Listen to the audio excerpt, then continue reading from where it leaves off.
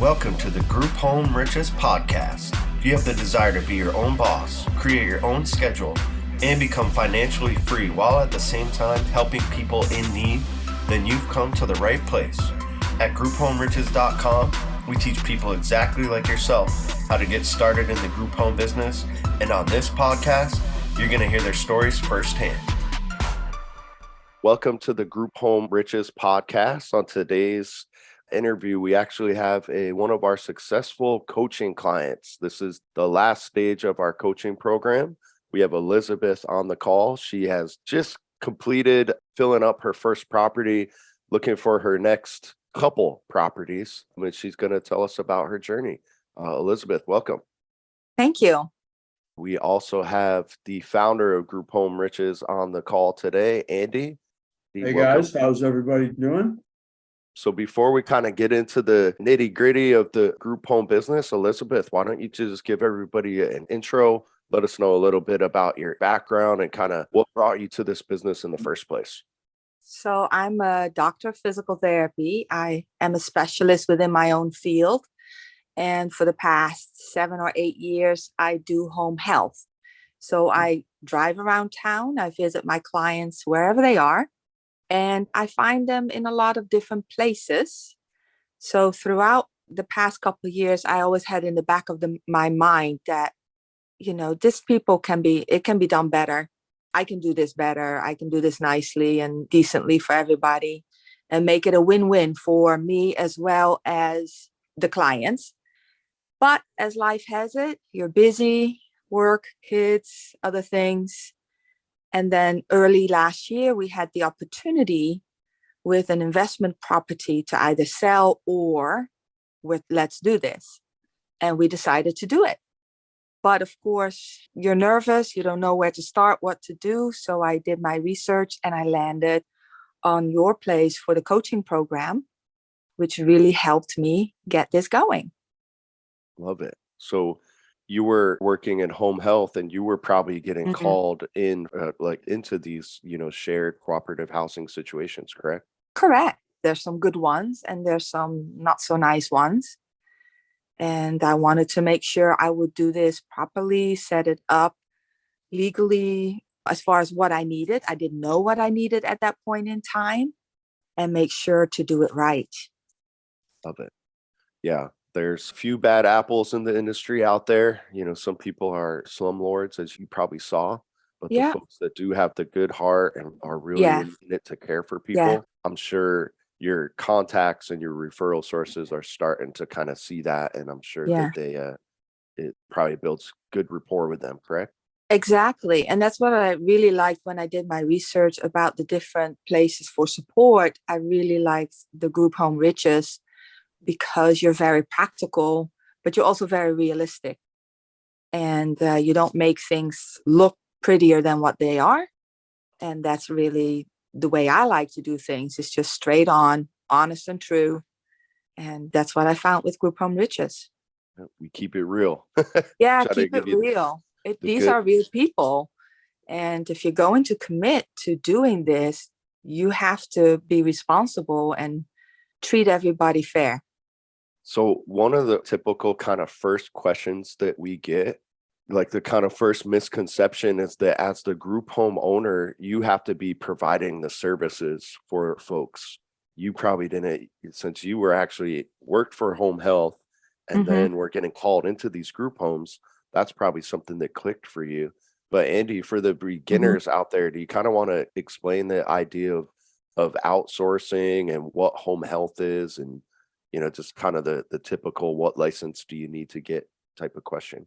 Yeah, like high level, all you're really trying to do is take a regular rental property, and rather than renting it out to a standard tenant or a Section 8 tenant or whatever, you're going to rent it out to individual people. And so if you have a 4-bedroom home, you could have 4 people living in there. You could have 8 people living in there if you're doing 2 people to a room.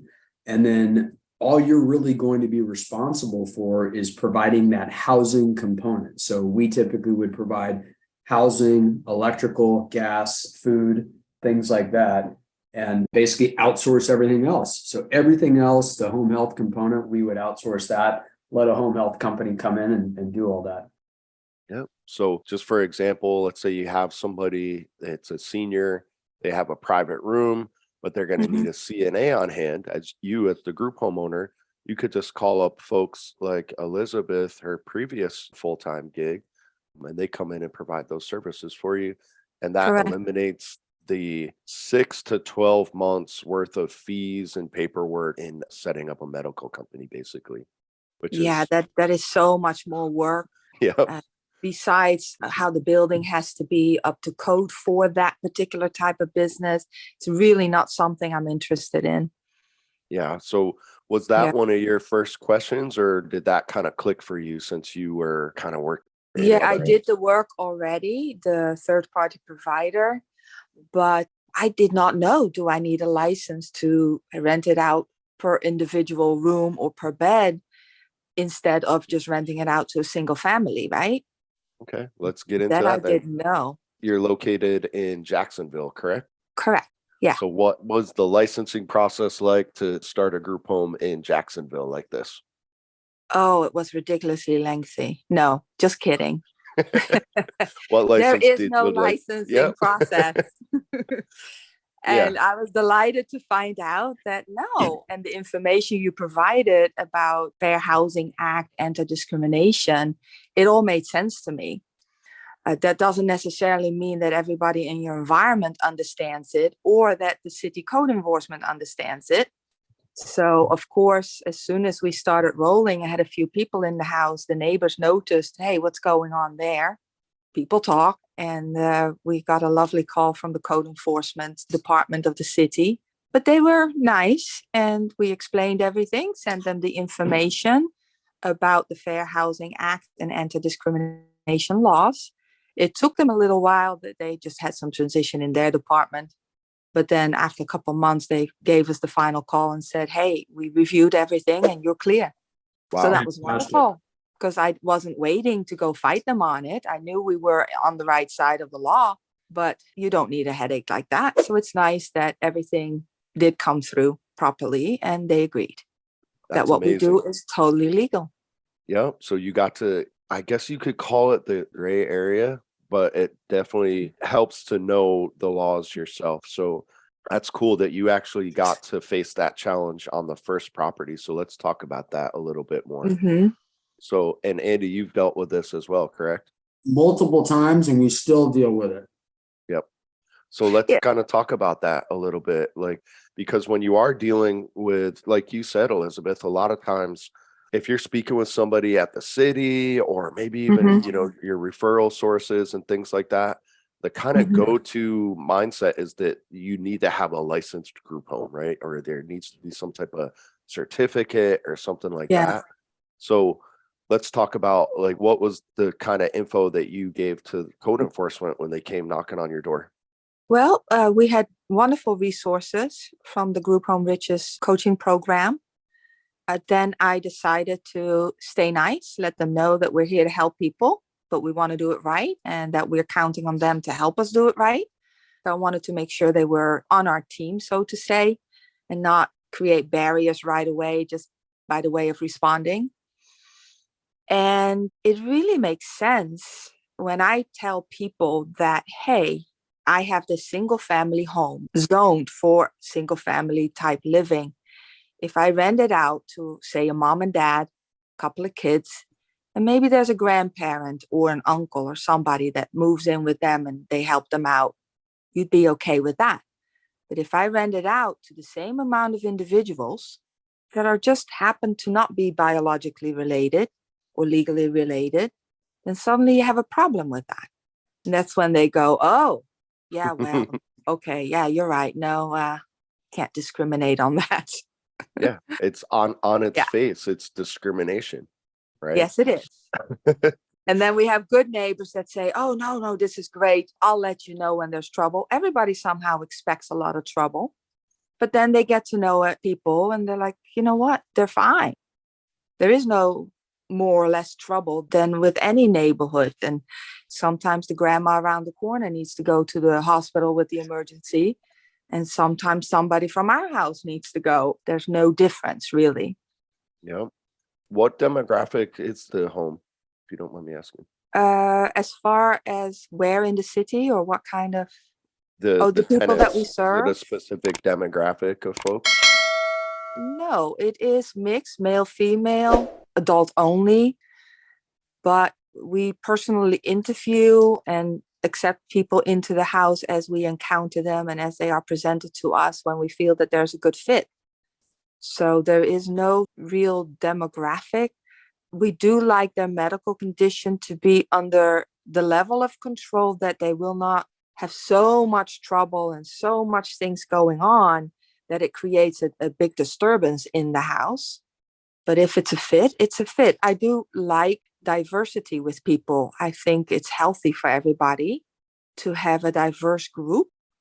I can see how some people would do a certain thing if that's inclined on their path, that's what they really want to do. You can. But for example, if you have an elderly person and it's all elderly, it's different when you have that elderly person and there's a younger person in there too. The dynamics I find are more positive when I have more diversity. Interesting. So it's just like in general, kind of affordable cooperative housing. Yeah, exactly. And the only rule is if you can't cooperate, you can't be there. Great Yep. rule.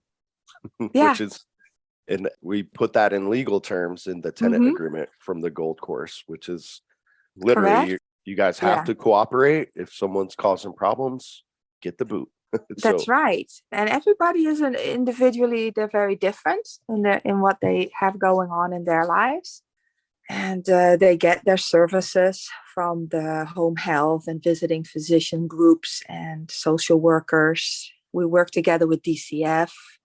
So everybody's needs is a little different, but their goal is to cooperate together and create that nice home environment that they're all looking for.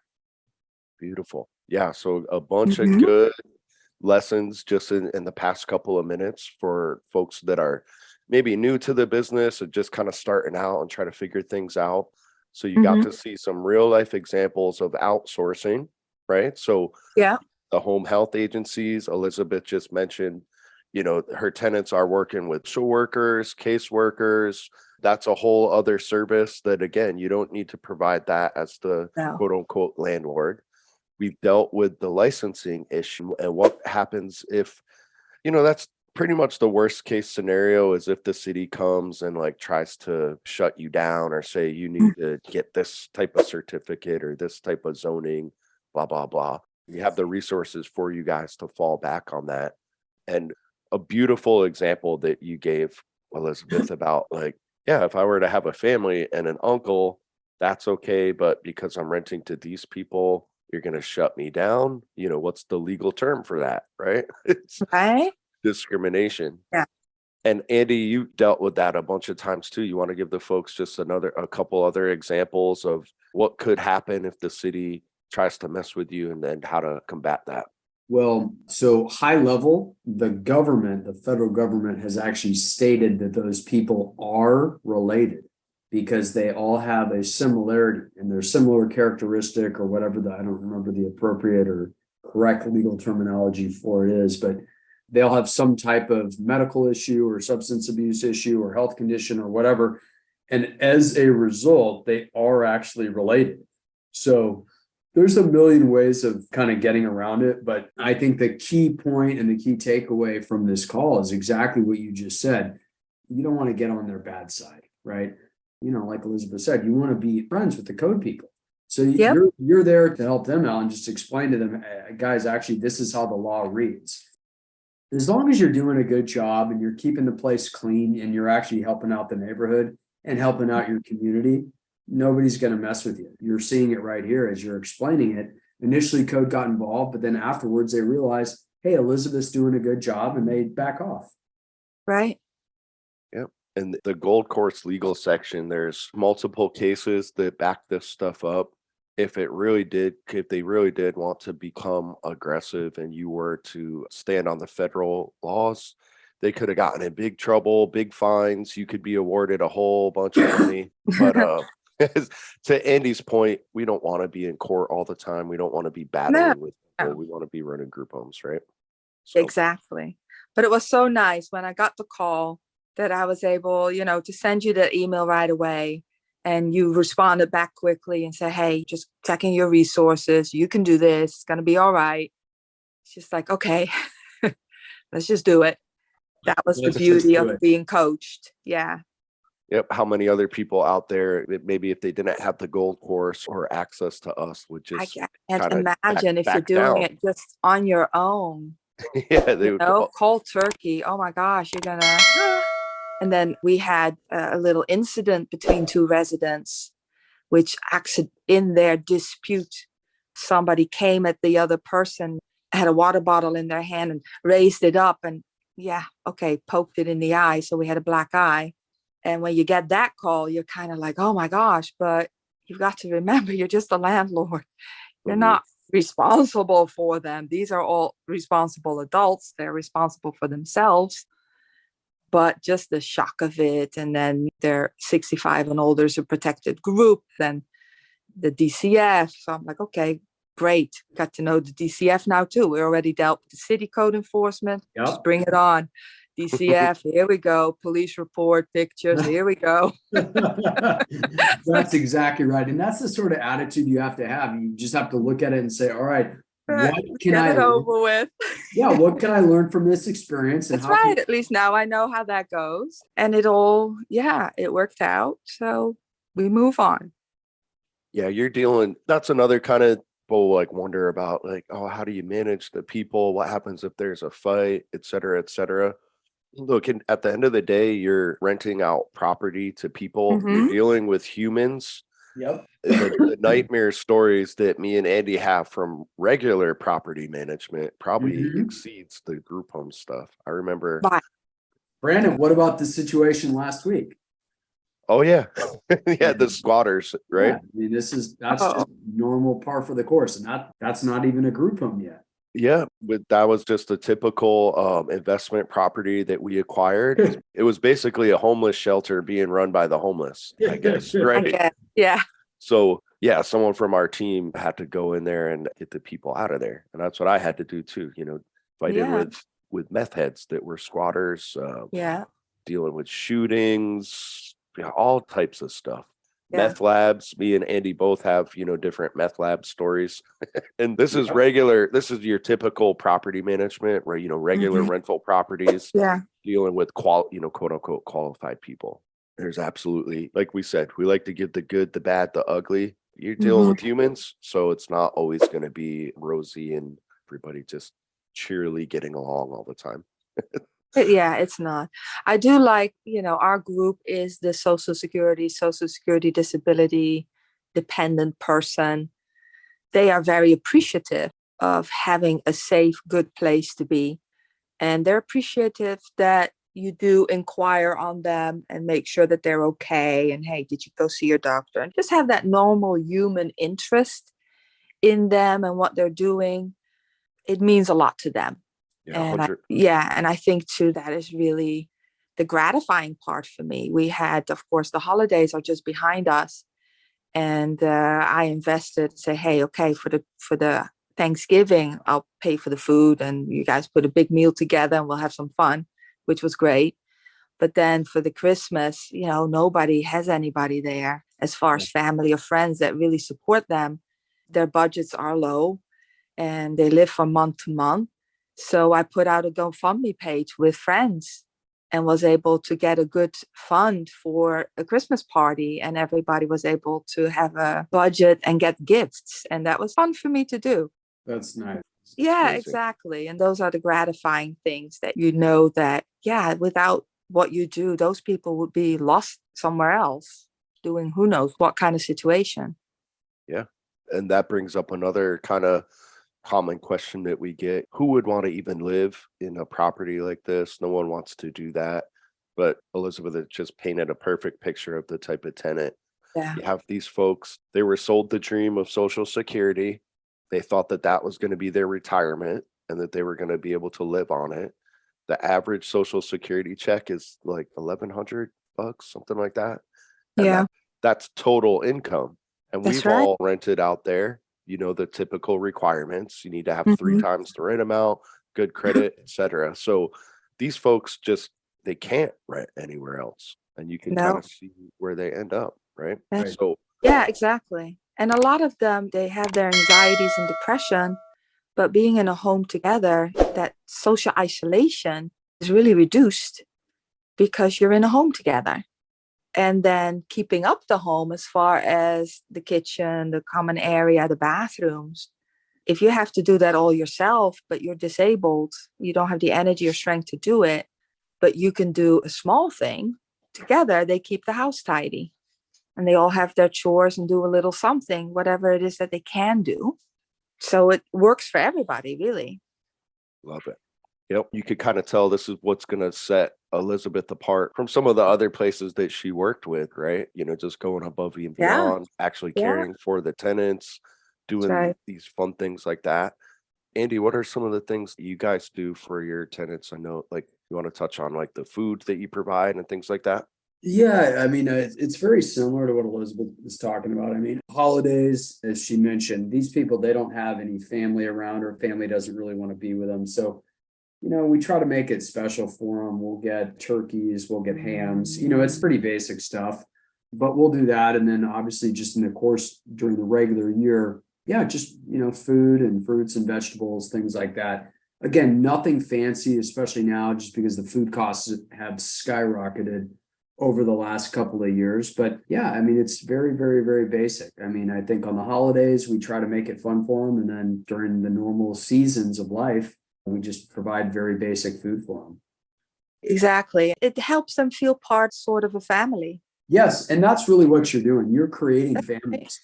You're creating Yeah. each house. And I mean, we've got a number of properties.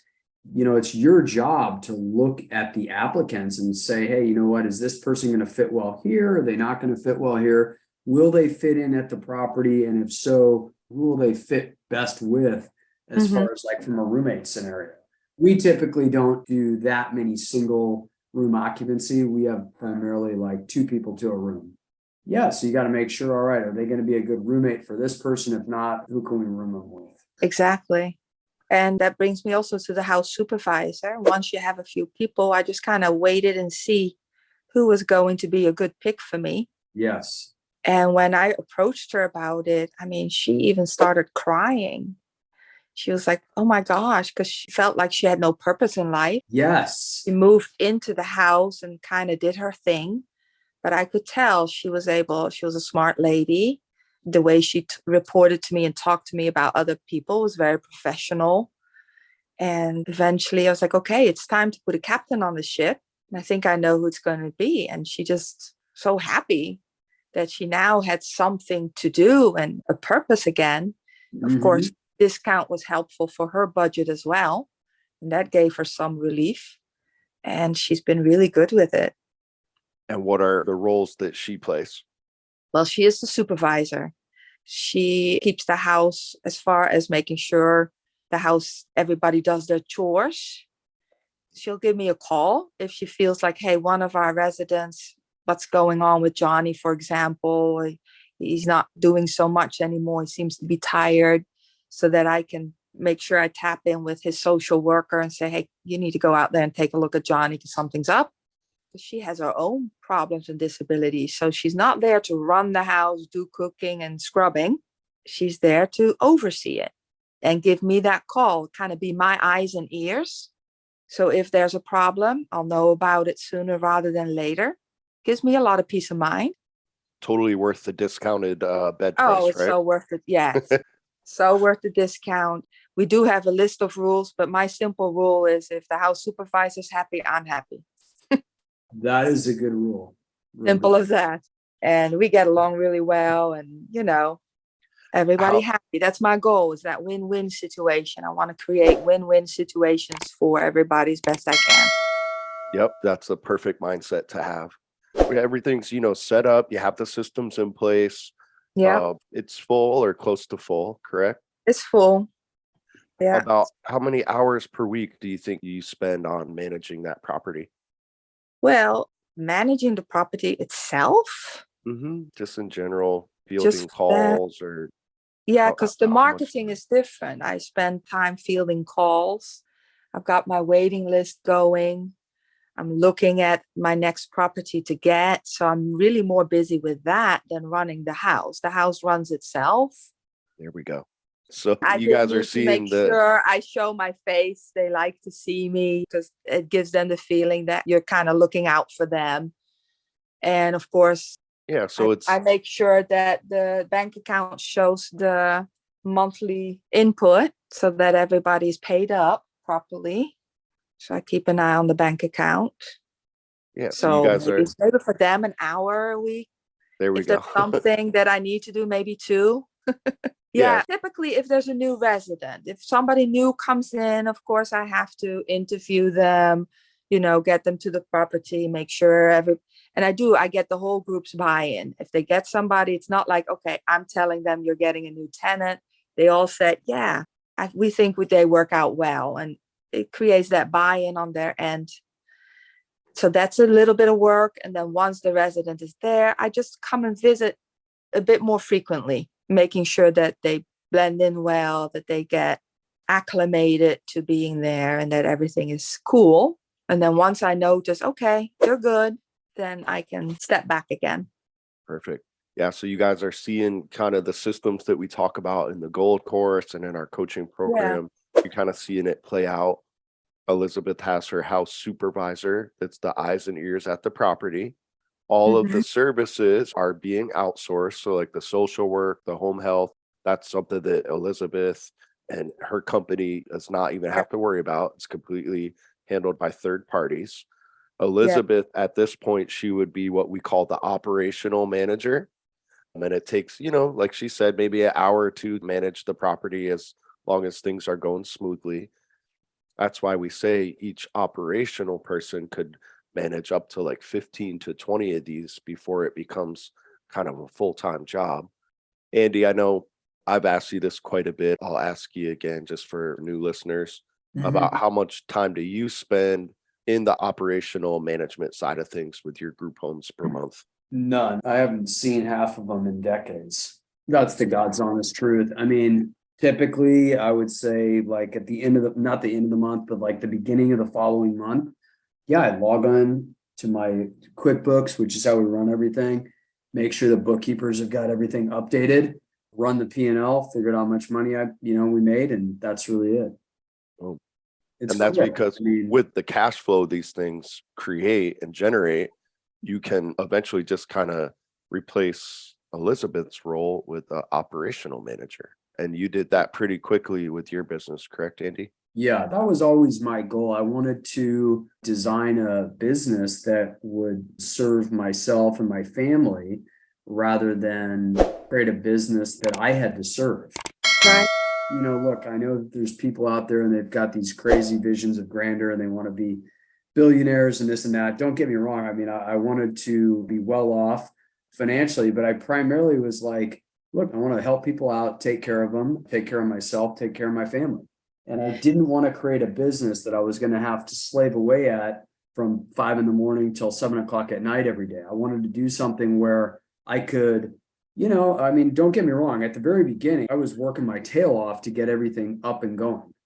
But, really I would say my business model more or less is, I wanted to do all the things that I didn't want to do as fast as I could do them, so that I could do all the things that I wanted to do for as long as I could do them. I was like, all right, I don't really want to be laying tile. So we put tile down on all the properties just because it's very durable. I mean, I've had some of these properties since like 2002, 2003. I've never refloored them. They've got the same hacienda ceramic tile that we bought for 49 cents a square foot back in 2003 in these things. I hated putting it in because, you're on your knees, you're doing the grout and the this and the that and everything else. And I remember being over there until 12 o'clock at night, flooring these places. But I also knew in my mind, I only have to do this once. And once it's done, for the most part, it's all done. And, I wanted to get as many of these things up and going as I could. But that's really my philosophy. You just want to do all the stuff that you don't want to do as quickly as you can do it, that you can kind of live the life you want for as long as you want to live it. So I love it. Love that mentality. I think we have a new saying. You need to do what you don't want to do as quickly as possible so you could continue to do the things that you do want to do For as long as As possible. long as as long as possible. possible. Yeah. I love that. And look, I mean, again, I don't want to ever come across braggadocious by any means, but like my lifestyle right now, I've got kids and everything else. And I was thinking about it this morning. I mean, I didn't get back from the gym until I dropped my son off at school at 9, walked and ran a little bit for probably an hour and a half. Then I went over to the gym, just did some basic stuff, swam. I didn't leave there until 12:15. And then the only reason I really left is because I knew we had a 1 o'clock phone call today. But that's frankly, like that's almost what I do every single day. Not usually not that late, but I mean, I probably don't get started with my day until 12 o'clock. But it wasn't like that 10 years ago. It was totally different. Right. Yeah, you need that cash vehicle first, and Right. then have the skill of outsourcing. So while Andy's at the gym, he's got, his operational people handling everything. And also he's providing affordable housing to a ton of people, right? So, Andy, you want to tell Elizabeth about kind of the new bigger projects that you're working on?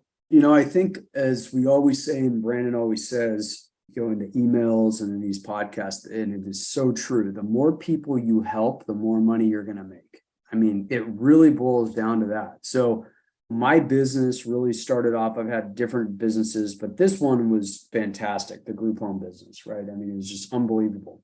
And that was really the vehicle that I used to start doing other things, lending money out and buying real estate and things like that. And yeah, I mean, look, I've been doing it for a long time and now buying larger buildings, hotels, things like that. And we're providing a lot of housing for people. And most of it is affordable housing. Yeah. And you're probably Which is running great. into this, Elizabeth, with your marketing, which we'll get into that too. I want to tell people kind of about like the first step to this that we recommend. But you're probably running into places that are looking for single units, like single apartments and things like that, right? Sure. Organizations that are working with Mhm. families, right? Yeah. Eventually, you could grow this thing and get into multifamily apartment complexes or converting hotels and basically have those things subsidized with these programs. And you may not be thinking of that at this moment, but you're probably creating those connections to be able to do that sometime soon. Right. So let's talk about that. Once you kind of wrapped your head around the basics, kind of got through the course, got your questions answered and everything, what was like that first kind of high ROI activity that we had you do with the coaching program? The marketing, call. Yep. What is Smile and make the call. yeah, what does that mean? Are you going out on the street No. talking to people that are homeless? What do we mean by marketing? No. There are these online people that freelance themselves and that can do the work for you. Yay. Yeah. Who So were all cold calling. Yeah, I just take the field calls as they come in as a result of the cold calling. Oh, cool. So you've outsourced the cold calling. Excellent. Yes. Who are we marketing to? Let's talk about kind of like your referral sources. What's that like? It's very diverse. I have doctors, of course, I have connections myself with doctors and social workers. Then we have the Salvation Army. There's different groups here in town that work with homeless or disenfranchised people. Mission House out on the beach. Even things like churches and food banks can be connections. It's amazing when you put the word out and when you talk to people, it always has a return on it because they'll talk to somebody else. You never know how the flow of information is going to go. And then suddenly you get a phone call and says, hey, we heard about you. And the way they heard about you is kind of round and about. And it's like, great, wonderful. Elder Source is one of them as well. So there's really not a bad contact to be made. All contacts are beneficial. 100%. And the word of mouth gets around, like you said. Exactly. Yeah. Remind me, did you have the property? You already had the property when you started Yes. doing the marketing? I owned the property already. Okay.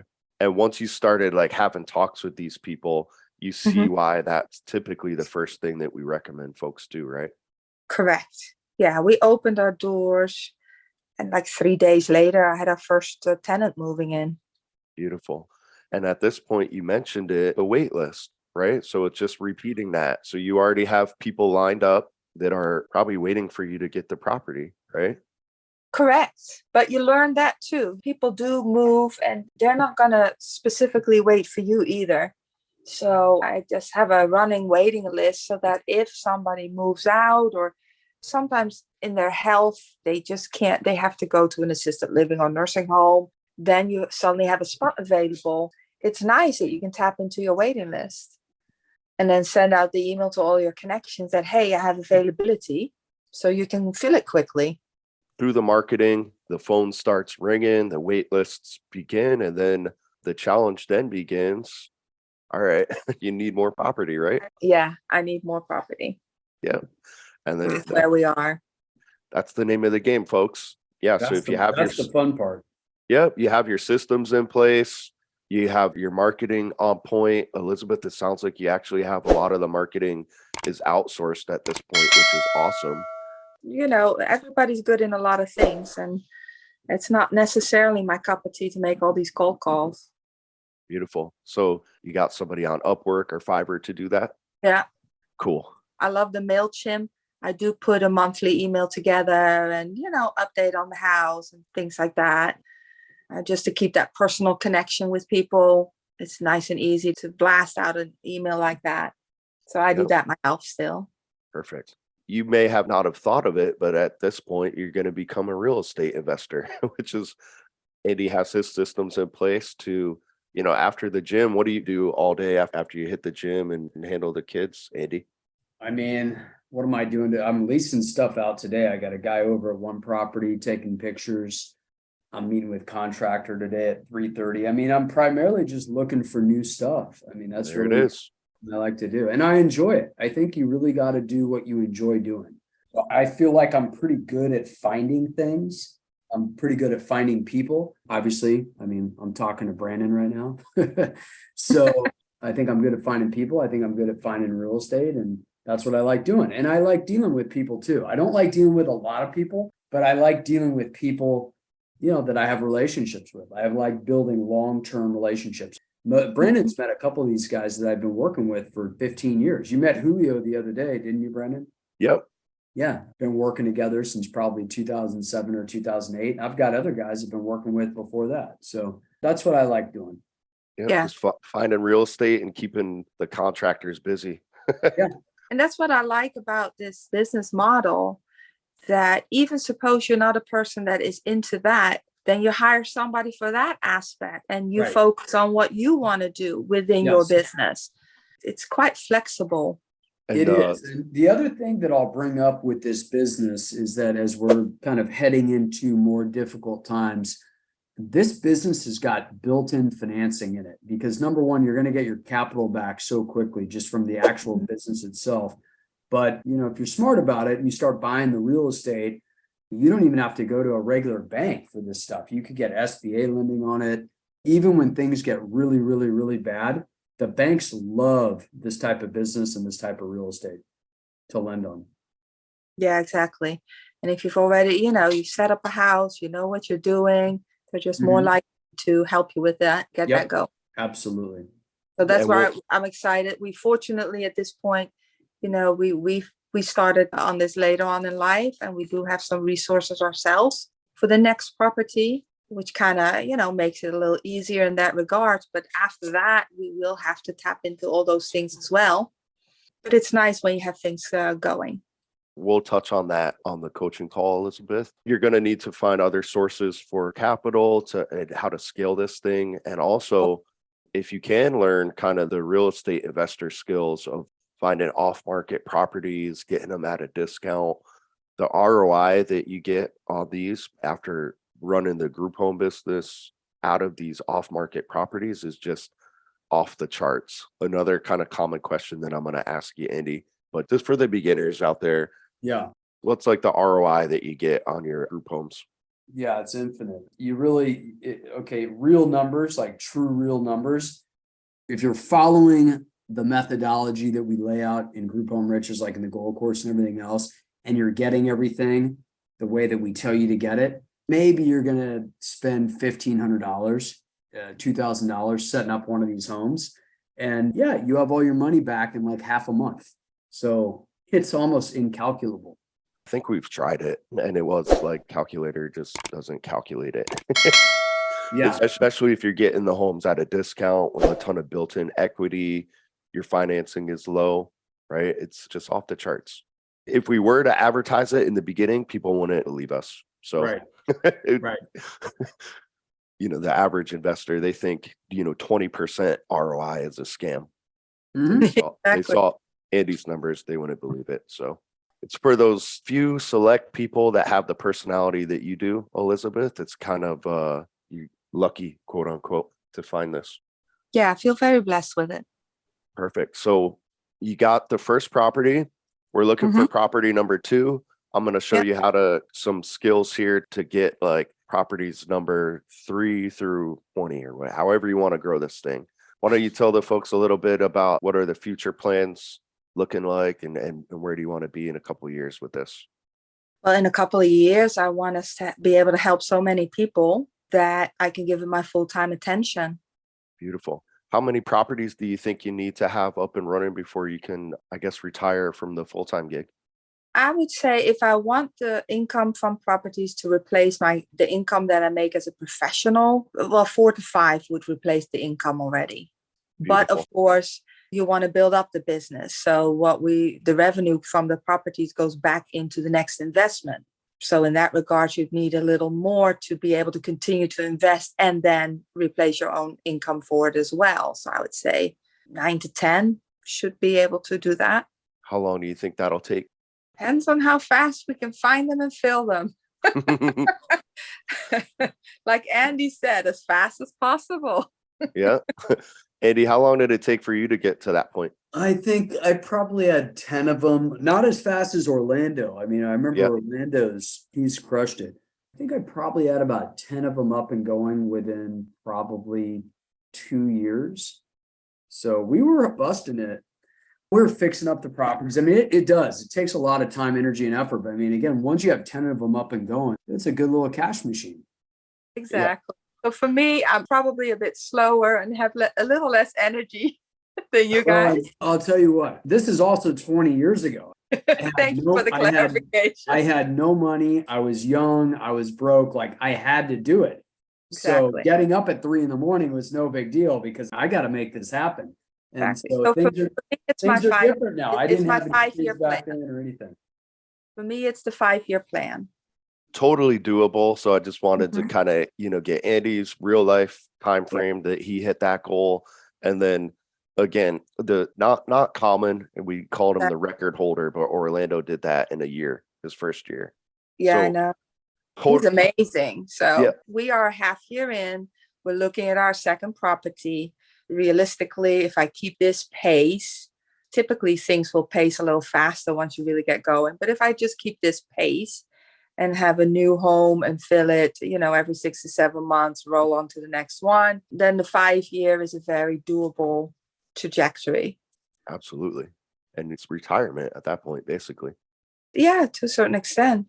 I don't think I'll ever retire, though. I don't think we're that kind of people. We'll find the next thing to do. Same.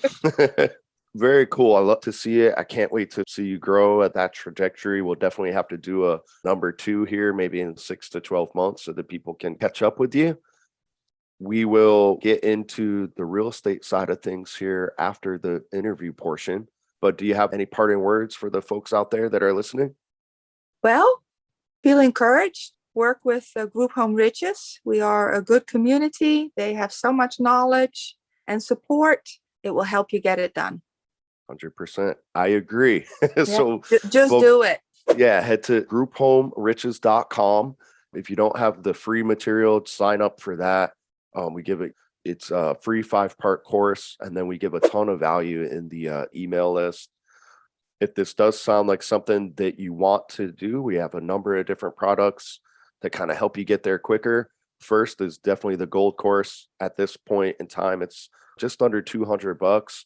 And we really try to pack that thing with as much information and value. You've gone through the course, Elizabeth. What do you think about the gold course? It's fantastic. It's just everything you need, but it's very to the point, which is great because when you want to get this going, time's of the essence. Yep. So I like the direct approach. It's just very straightforward. Straightforward, step by step. We really don't try to hold anything back. There's a No. ton of content in there. If you do want to kind of shortcut things, then we do offer a couple of different coaching services where you can kind of work with us directly, answer questions along the way. And kind of the goal with the coaching programs are to kind of get you out of the gold course and just out in the field taking action as quickly as possible. And then we can kind of give you the material that we think you need as you go along. But yeah, if it does sound like something that you guys are interested in and kind of want to take advantage of, head to grouphomeriches.com and you can reach out to us anytime if you have any questions. And the man that put the whole thing together, Andy, do you have any parting words for the folks out there? Yeah, I think more than anything else, you just got to take action. If this is something that you think you would like to do, quit thinking so much. Just do it. There's a million things out there that you could do. You could start up a trucking company. You could do this, you could do that. But look, if you only have a couple $1,000s to your name or access to a couple $1,000s, in my personal opinion, is the best thing that you could do. So if that's the situation that you're in, just get started. Do it. We're here to help. So reach out anytime. Elizabeth, great job so far. Been a pleasure working with you. Love to see it. We love doing these calls like this. We're working with people that actually take action. So thank you for that. And thank you for coming on and sharing your story and hang out. We're going to talk real estate here. Okay, sounds good.